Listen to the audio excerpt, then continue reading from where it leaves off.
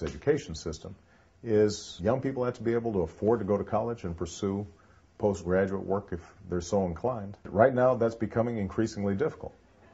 We have to make sure that college is affordable for all young people, and that those who want to go into the helping professions that don't pay as much aren't carrying $50,000 or $60,000 worth of debt when they leave school.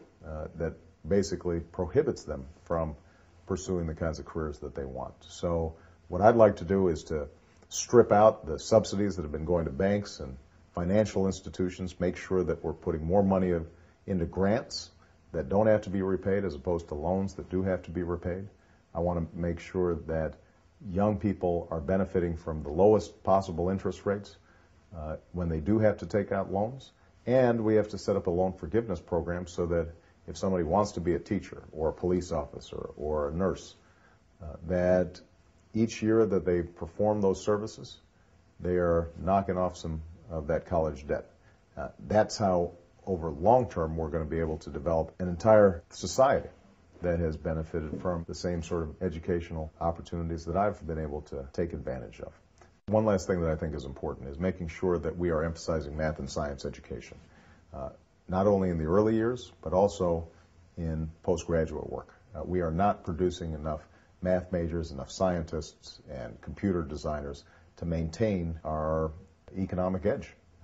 If we do all these things, I have no doubt that not only will the country as a whole benefit, but we will be true to what has always been the essential ideal and ethic of American life, which is upward mobility and opportunity, that every single child can achieve their goals. Nobody wants a society that guarantees results for every child. I think we understand that some people are going to work harder, some people are going to be extraordinarily gifted, but we want to make sure that every child has a chance to excel and find those areas of their lives that will allow them to make the most contribution to society.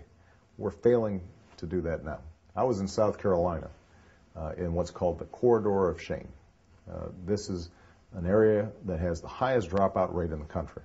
And when you visit these school buildings, some of which were built in the 1800s after the Civil War, children learning in trailers next to train tracks, so teachers have to stop anytime the train goes by because the whole structure shakes. You know, teachers underpaid, so that if they're willing to drive 25 miles away, they're going to be paid a lot more than staying in this corridor. It's no wonder that children aren't succeeding, because we're not sending a message to them that education is valued. We're not making the investment that would be required to really make a difference. And as President of the United States, I want to work with every state and every local community to ensure that there are no corridors of shame anywhere in this country.